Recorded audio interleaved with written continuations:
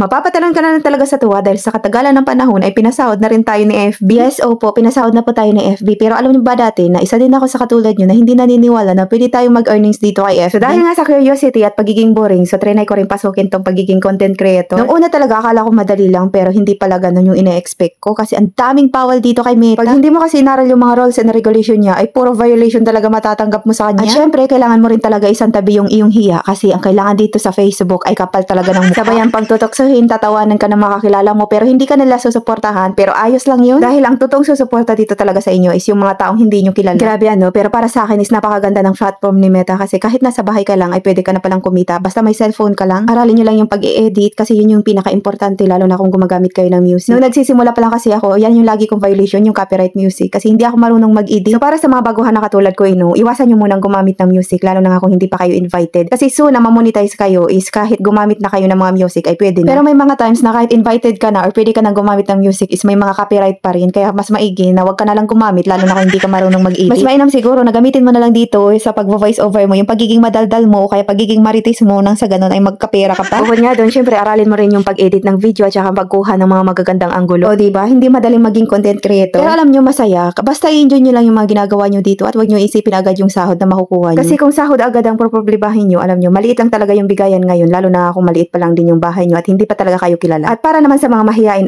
pero gustong kumita dito kay FB, ay pwede naman kayong mag-upload ng kahit mga picture nyo. Mag-post din pala kayo sa stories o kaya yung tinatawag na my day kasi mas okay pa nga yung mga kita doon. Pero sa aking experience mas maganda pa rin talaga sa picture kasi hindi ka na doon mag-i-edit. Yung talagang picture nyo lang i-upload mo, mas maganda pa nga ang earnings doon kaysa sa pag-edit ng video. So mabalik nga pala tayo dito sa aking video, gawa ng ang dami ko ng daldal. So nagpabili nga pala ako dito kaninang umaga ng pansit at nagpaluto na rin, gawa ng gusto ko nga rin pala talaga pameriendahin dito yung mga bata. Napangakuan ko nga kasi sila dati nakako nga pang nakapagsahod ako sa FB pamimeriendahin ko nga sila. Sila kasi yung pinakauna-unahan ko nakasama dito sa paggagawa ng mga video. Kung kaya naman naisip kong sa kanila ko na rin unang i-share ang aking unang blessing. So sila pala yung anak ng aming mga kapitbahay. Tuwang-tuwa lang talaga ako sa mga bata na to kasi minsan paghapon inandito na at nagyayaya na talaga sila na magsasayaw na kami sa TikTok. Kaya kahit parehas kaliwang pa ako, napapasayaw na lang ako gawa ng panayaya ng mga bata na to. May mga time kasi or most of the time talaga is gusto ko talaga makasama yung mga bata kasi less stress at saka mga artist ba. Isip bata na ba ako nun? Ako kasi yung tipo ng tao na umiiwas na pinag-uusapan yung buhay ng ibang tao. Kasi diba may mga kanya-kanya tayong buhay at ayaw ko talaga nakakarinig ng mga negativity. Kaya mas gusto ko talaga makasama yung mga bata na to kasi puros laro lang sila, tawanan. So nakaka-enjoy talaga sila panoorin. So feeling ko nagiging bata uli ako. Nakikita ko kasi sarili ko sa kanila yung nag-e-enjoy lang, walang iniisip na problema. For sure nakakamiss maging bata uli. So yun, sa lahat ng mga content creator na baguhan na kagaya ko at ng mga nagbabalak pa lang. So wag kayong mawala ng pag-asa, darating din talaga ang panahon na pasasahurin din talaga kayo ni Meta. Habaan nyo lang talaga ang pasensya nyo kasi matagal talaga dito mamonetize. Isa pa pala sa pinaka gusto ko sa pagiging content creator kasi walang age limit. Kumbaga kahit matanda ka na, kung kaya mo pang gumawa ng mga content, go ka lang. At para naman sa iba na sinasabi na sipagan daw ang pag-post sa isang araw is mga 5 ay kahit naman hindi. Kahit sa 1 week ay makapost kayo ng 2 or 3 ay okay na yun. Pero kung masipag ka kahit araw-arawin mo ay pwede naman. So hanggang dito na lang. Salamat sa panonood. Yun lang.